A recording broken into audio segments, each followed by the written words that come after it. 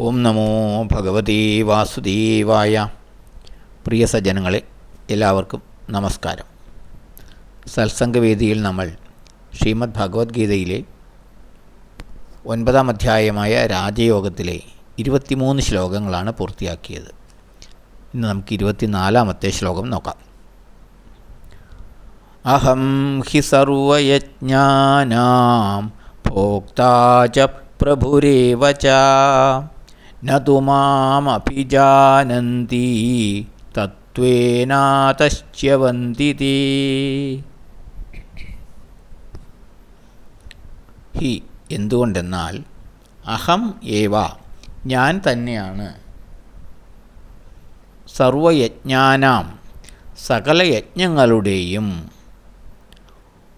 ഭോക്താച ഭോക്താവും പ്രഭൂച പ്രഭുവും, അതായത് യജമാനനും. തു എന്നാൽ തേ അവർ, അതായത് ഈ പ്രത്യേകമായ ദേവതാസങ്കല്പങ്ങളെ ആരാധിക്കുന്നവർ, തത്വേന മാം എൻ്റെ യഥാർത്ഥ തത്വത്തെ ന അഭിജാനന്തി വേണ്ട വിധത്തിൽ അറിയുന്നില്ല. അതഹ അതുകൊണ്ട് ച്യവന്തി അവർ വഴിതെറ്റിപ്പോകുന്നു.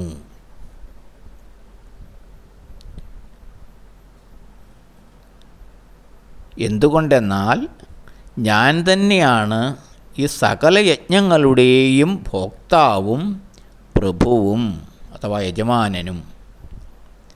എന്നാൽ ഈ പ്രത്യേക ദേവതകളെ ആരാധിക്കുന്നവർ, ഓരോരോ പ്രത്യേക ആവശ്യങ്ങൾക്കായി ഓരോരോ ദേവതാസങ്കല്പങ്ങളെ ആരാധിക്കുന്നവർ എൻ്റെ യഥാർത്ഥ തത്വത്തെ, ആ പരമാത്മാ തത്വത്തെ വേണ്ട വിധത്തിൽ അറിയുന്നില്ല. അതുകൊണ്ട് അവർ വഴിതെറ്റിപ്പോകുന്നു. വഴിതെറ്റിപ്പോകുന്നു എന്ന് പറഞ്ഞാൽ യഥാർത്ഥ ലക്ഷ്യത്തിൽ നിന്നും അവർ അകന്നു പോകുന്നു. ഏതൊരു യജ്ഞത്തിൻ്റെയും സ്വീകർത്താവും യജ്ഞപ്രഭുവും ഈശ്വരൻ തന്നെയാണ്. എന്നാൽ ഫലകാംക്ഷയോടെ പ്രത്യേക ദേവപ്രീതിക്കായി പൂജിക്കുന്നവർ പരമാത്മാവായ ഈശ്വരനാണ് തങ്ങളുടെ അർച്ചനയും പൂജയുമെല്ലാം സ്വീകരിക്കുന്നത് എന്ന വാസ്തവം അറിയുന്നില്ല. അവർ ആ യജ്ഞസങ്കല്പത്തിലുള്ള ദേവതയാണ്, ആ സങ്കല്പമാണ് ഇവയൊക്കെ സ്വീകരിക്കുന്നത് എന്നാണ് അവർ കരുതുന്നത്. അതിനെല്ലാം അപ്പുറമുള്ള പരമാത്മാവാണിതെല്ലാം സ്വീകരിക്കുന്നത് എന്ന വാസ്തവം അവരറിയുന്നില്ല. തങ്ങളുടെ യജ്ഞത്തിന് ഫലം നൽകുന്നതും ഈശ്വരനാണ് എന്നവർ മനസ്സിലാക്കുന്നില്ല. തങ്ങൾ പൂജിച്ച ദേവതാസങ്കല്പമാണ് എല്ലാം തരുന്നത് എന്നവർ കരുതുന്നു. ഇത് തന്നെയാണ് ഭഗവാൻ ശ്രീകൃഷ്ണൻ്റെ കാലത്ത് ഇന്ദ്രനെ പൂജിച്ചുകൊണ്ടിരുന്ന ആ ഗോപവൃന്ദത്തെ ഇന്ദ്രനെ അല്ല പൂജിക്കേണ്ടത്, ഈ ഗോവർദ്ധനത്തെയാണ് പൂജിക്കേണ്ടത് എന്ന് പറഞ്ഞുകൊണ്ട് ഭഗവാൻ ആ ഗോവർദ്ധന പർവ്വതത്തെ പൂജിക്കുവാൻ അവരോട് ആവശ്യപ്പെട്ടതും, അങ്ങനെ ഇന്ദ്രൻ്റെ മതം ഇല്ലാതെയാക്കിയതുമായ കഥ നമ്മൾക്കറിയാം. അപ്പോൾ അവർ ഇന്ദ്രനെ പൂജിക്കുന്നത് ഇന്ദ്രനാണ് ഇതെല്ലാം തരുന്നത്, അഥവാ ആ ദേവതാസങ്കല്പമാണ് തരുന്നത് എന്ന് കരുതിയാണ് ഈ മഴയെല്ലാം തരുന്നത്. അതല്ല, അതിനപ്പുറമുള്ള ഭഗവാനാണിതെല്ലാം തരുന്നത് എന്നവരെ ബോധ്യപ്പെടുത്തുകയായിരുന്നു ഭഗവാൻ ആ ഗോവർദ്ധന ധാരി ആയ ആ ഭാവത്തിൽ മനസ്സിലാക്കി കൊടുത്തത്. അതുകൊണ്ട് ഇത്തരത്തിൽ ദേവതാസങ്കല്പങ്ങളെ ഫലചിന്തയോടെ പൂജിക്കുന്നവർ, അവർക്കതിൽ നിന്നും തീർച്ചയായും ഫലം ലഭിക്കും. അത് കൊടുക്കുന്നത് ഈശ്വരൻ തന്നെയാണ്. പിന്നെ പക്ഷേ ഒരു പ്രത്യേകതയുണ്ട്, ആ ലഭിക്കുന്ന ഫലം ക്ഷണികമായി പോകും. ആ ഫല അനുഭവത്തിന് ശേഷം ആ പദവിയിൽ നിന്നും അവർ വീണ്ടും താഴോട്ട് നിവദിക്കുന്നു. പരമാത്മഭാവത്തിലുള്ള ഈശ്വരനെ മനസ്സിലാക്കാത്തത് മൂലമാണ് ഇപ്രകാരം സംഭവിക്കുന്നത്.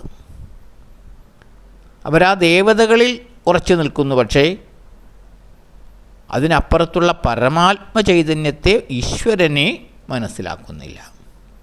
ആ തത്വത്തെ വേണ്ട വിധം അറിഞ്ഞ് ഫലകാംക്ഷ കൂടാതെ സ്വധർമ്മങ്ങൾ ഈശ്വരപൂജയായി അനുഷ്ഠിക്കുന്നവർക്ക് വേണ്ടതെല്ലാം ഭഗവാൻ നൽകും. പ്രത്യേകമായ ഒരു ആഗ്രഹത്തിന് വേണ്ടി ഏതെങ്കിലും ദേവതാസങ്കല്പത്തെ പൂജിക്കേണ്ട ആവശ്യമില്ല. ഫലകാംക്ഷ കൂടാതെ സ്വധർമ്മങ്ങൾ ഈശ്വരപൂജയായി അനുഷ്ഠിക്കുന്നവർക്ക് വേണ്ടത് എന്താണോ അതെല്ലാം ഭഗവാൻ നൽകും. അതും നിത്യമായ ആനന്ദത്തോടെ, ക്ഷണികമായിട്ടല്ല. ഭൗതികമായ ഏതെങ്കിലും കാര്യസാധ്യത്തിനായി പ്രാർത്ഥിച്ചുകൊണ്ട് ഏതെങ്കിലും പ്രത്യേക ദേവതാസങ്കല്പങ്ങളെ ഉപാസിച്ചാൽ അതിന് ഫലം ലഭിക്കുമെങ്കിലും അത് ക്ഷണികമായിരിക്കും. തന്നെയുമല്ല, അത് ജീവിത ലക്ഷ്യത്തെ പ്രാപിക്കാൻ ഉതകുന്നതുമല്ല.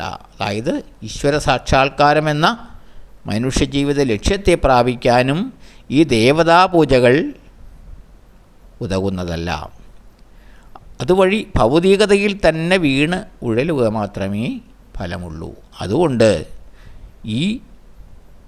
ഈ ദേവതാരൂപങ്ങളിൽ കുടുങ്ങിപ്പോകരുത്. ഇതാണ് ഈശ്വരൻ എന്ന ചിന്തയിൽ മുഴുകി ആ രൂപങ്ങളിൽ കുടുങ്ങിപ്പോകരുത്. പരമാത്മസ്വരൂപമായ ഈശ്വരനിൽ ഭക്തിയും വിശ്വാസവും അർപ്പിക്കുക. ദേവതകളെ പൂജിച്ച കുഴപ്പമില്ല, പക്ഷേ ഈ ദേവതകൾക്കെല്ലാം അതീതനാണ് ഈശ്വരൻ. ഈ ദേവതാപ്രീതിയിലൂടെയും ലഭിക്കുന്ന ആ അനുഗ്രഹം ഈശ്വരനിൽ നിന്ന് തന്നെയാണ് വരുന്നത് എന്നുള്ള വിശ്വാസമുണ്ടായിരിക്കണം. ഈ ഭൗതികമായ അഥവാ ഈ ദേവതാ സങ്കല്പങ്ങൾക്കപ്പുറമുള്ള പരമാത്മ ചൈതന്യത്തിൽ വിശ്വാസം അർപ്പിക്കണം. രാമനാകട്ടെ, കൃഷ്ണനാകട്ടെ, ദേവിയാകട്ടെ, ശിവനാകട്ടെ, ഗണപതിയാകട്ടെ, സുബ്രഹ്മണ്യൻ, അയ്യപ്പൻ, ആരുമാകട്ടെ, ഏത് ദേവതാ സങ്കല്പമായാലും എല്ലാം ഒന്ന് തന്നെയാണ്.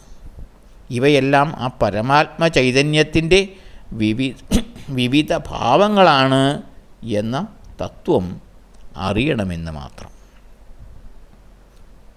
ഇതെല്ലാം വേറെ വേറെ ഈശ്വരന്മാരാണ് എന്നുള്ള ചിന്ത ഉണ്ടാവാൻ പാടില്ല. ഇവയെല്ലാം ഒരേ ചൈതന്യത്തിൻ്റെ ഭാവങ്ങളാണ് എന്നുള്ള ആ തത്വം അറിഞ്ഞിരിക്കണം. അതുകൊണ്ടാണ് ഭഗവാൻ പറയുന്നത്, നിങ്ങൾ ആരെ ആരാധിച്ചാലും അതെല്ലാം വന്നു ചേരുന്നത് എന്നിലാണ്. നിങ്ങൾ ഏത് യജ്ഞങ്ങൾ നടത്തിയാലും, ഏത് ദേവതയെ പ്രീതിപ്പെടുത്താൻ യജ്ഞം നടത്തിയാലും ആ യജ്ഞത്തിൻ്റെ എല്ലാം യജമാനനും അതെല്ലാം സ്വീകരിക്കുന്നവനും ഞാൻ തന്നെയാണ് എന്ന് നിങ്ങൾ അറിയണം. അത് അറിയാത്തവർ യഥാർത്ഥ പാതയിൽ നിന്നും വ്യതിചലിച്ചു പോകുന്നു എന്നാണ് ഭഗവാൻ ഈ ശ്ലോകത്തിൽ പറയുന്നത്. അടുത്ത ശ്ലോകം നമുക്ക് അടുത്ത ദിവസം നോക്കാം. എല്ലാവർക്കും നന്ദി, നമസ്കാരം. ഓം നമോ ഭഗവതേ വാസുദേവായ.